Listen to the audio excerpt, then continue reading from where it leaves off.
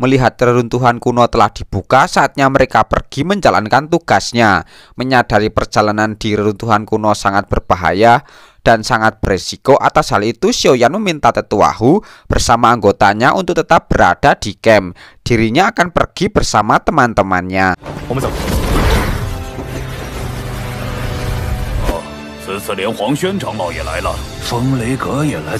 Godaan reruntuhan kuno menarik banyak berbagai praktisi. Kedatangan Xiaoyan dengan kultivasi yang sekarang di ranah Dosun mengejutkan banyak orang. Fang Jing'er tidak menyangka Xiaoyan menjadi Dosun dengan waktu yang singkat. Melihat keluarga kerajaan iblis surgawi sangat disegani banyak praktisi, namun bagi Zizan hanyalah keluarga burung biasa.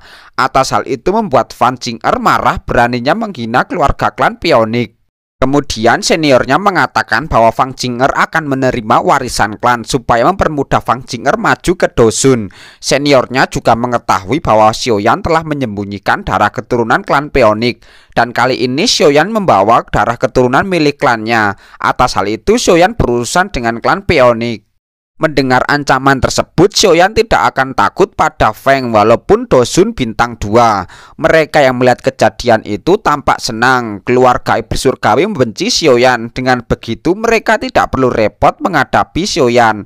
Di waktu yang sama datang keluarga lembah api.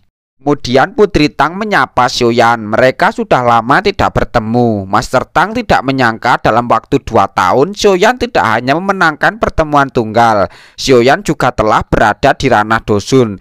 Bagi Master Tang itu waktu yang sangat singkat. Namun bagi Xiaoyan pencapaian itu hanyalah sebuah keberuntungan. Xiaoyan tidak menyangka keluarga lembah api juga datang di reruntuhan kuno. Atas hal itu reruntuhan kuno memang tidak sederhana.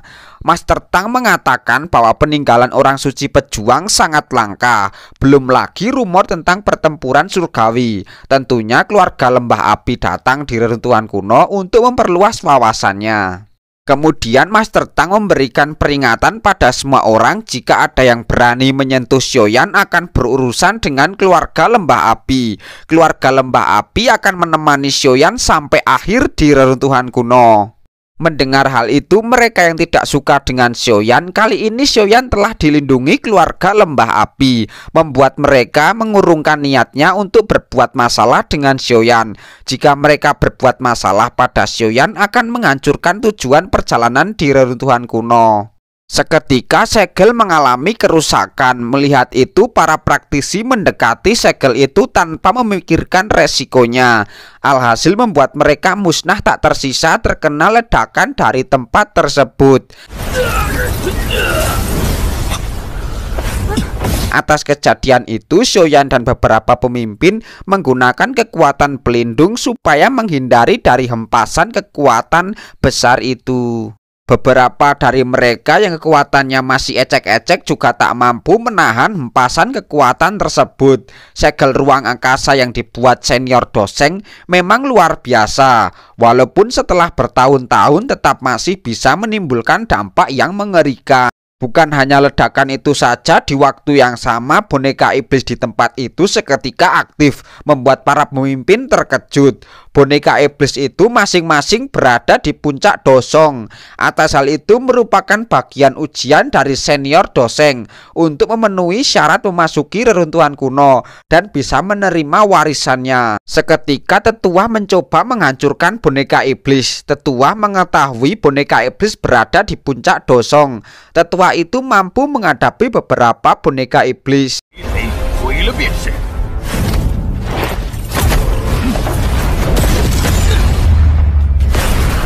Terjadi hal yang mengejutkan. Boneka iblis mengaktifkan formasi. Seketika Xiaoyan terkejut. Boneka iblis bisa berevolusi melalui formasi. Setelah boneka iblis berevolusi, setidaknya kekuatannya setara dengan Dosun bintang 2. Menurut Xiaoyan, tetua sekte akan mendapatkan masalah.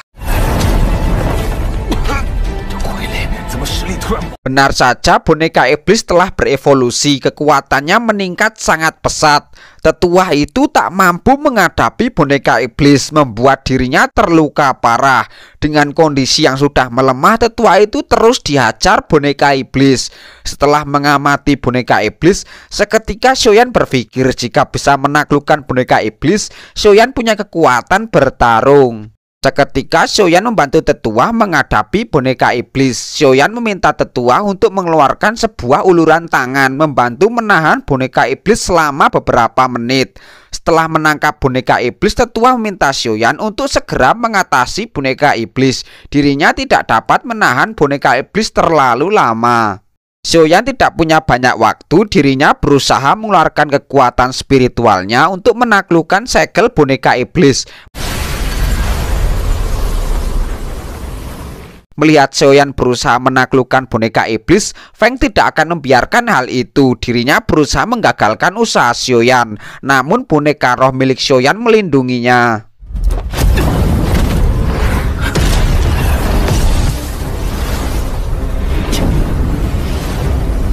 Setelah berusaha menaklukkan boneka iblis, akhirnya segel boneka iblis teratasi. Terlihat Feng keteteran menghadapi boneka roh Xiaoyan. Untungnya tetua menyelamatkan Feng. Melihat pintu reruntuhan kuno telah terbuka, Xiaoyan pamit pada Master Tang untuk segera pergi di reruntuhan kuno. Para pemimpin beserta yang lain juga masuk di reruntuhan kuno menjalankan tujuannya.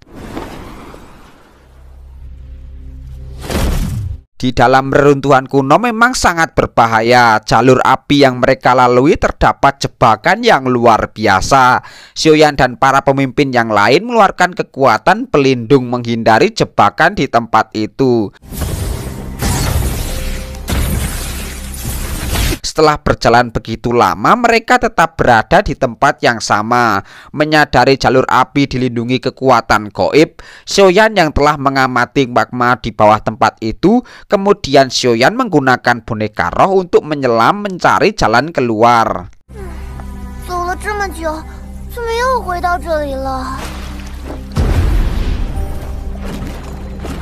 Setelah mengamati beberapa saat, jalur api adalah jebakan dan magma di bawah adalah pintu keluar dari tempat itu. Kemudian mereka bergegas pergi masuk ke dalam magma itu. Tempat reruntuhan kuno adalah ujian yang ditinggalkan oleh seseorang doseng. Hal yang tak terduga bahwa lorong reruntuhan kuno berada di bawah magma tersebut. Setelah menemukan reruntuhan kuno, Xiaoyan mengatakan bahwa biarkan mereka bertarung untuk keterampilan bertarung tingkat surgawi. Dan target utamanya adalah negara Hunyuan. Berada di reruntuhan kuno, saatnya tugas Zizan mencari keberadaan buah Yuan. Dengan indera penciumannya, Zizan mencium bau tanaman obat paling kuat di tempat itu dan meminta untuk masuk ke dalam untuk memeriksa di dalam tempat tersebut. Saat pintu itu dibuka, seketika tampak cahaya yang sangat bersinar. Terlihat tempat yang sangat menakjubkan, membuat mereka terkesima dengan keindahan tempat tersebut. Setelah Zizan mengikuti bau obat itu dan mencari keberadaannya, akhirnya bau obat tersebut berasal dari pohon yang berada di pulau kecil itu. Atas petunjuknya telah menemukan tempat yang dicari, Xiaoyan berterima kasih pada Zizan. Namun pohon yang berada di pulau kecil itu merupakan makhluk spiritual surga dan bumi. Pastinya dilindungi oleh binatang buas. Buah Jiwan-Juan adalah harta paling langka yang dapat mengisi jiwa. Atas hal itu, untuk mendapatkan tidaklah mudah. Benar saja, seketika muncul dari dalam kolam monster naga kuno yang menjaga tempat tersebut. Monster naga itu telah punah di dunia luar. Melihat monster itu, Xiaoyan tampak waspada. Namun bagi Zizan, naga kuno hanyalah cacing tanah biasa. Kemudian Zizan terbang di hadapan naga kuno. Untuk menaklukkan naga kuno itu, Zizan mengeluarkan garis keturunan naga yang berada di dalam tubuhnya. Melihat teknik naga Zizan, seketika itu juga naga kuno takluk dan tunduk pada Zizan. Tanpa mengeluarkan sepatah kata pun, Zizan menunjuk pohon buah yuan. Setelah tahu maksud tujuannya, naga kuno tampak bimbang. Di satu sisi naga kuno itu tunduk pada Zizan, di sisi lain naga kuno itu tidak rela buah yuan yang merupakan obat paling mujarab diambil orang lain. Atas hal itu, Zizan kebingungan melihat ekspresi naga yang tampak sedih. Kemudian Xiaoyan mengatakan dirinya tidak ingin mencuri harta naga kuno itu. Namun naga kuno masih belum mengizinkan mereka mengambil buah yuan. Xiaoyan telah mengetahui bahwa naga kuno kesulitan bertransformasi. Atas hal itu, Xiaoyan menawarkan ramuan supaya membantu naga kuno bertransformasi, asalkan naga kuno mengizinkan Xiaoyan mengambil buah yuan. Akhirnya naga kuno menerima tawaran tersebut dan memberi izin Xiaoyan mengambil buah yuan. Melihat pohon yang terdapat buah yuan, seketika Xiaoyan berharap setelah mendapatkan buah yuan, gurunya akan segera kembali di kekuatan puncaknya.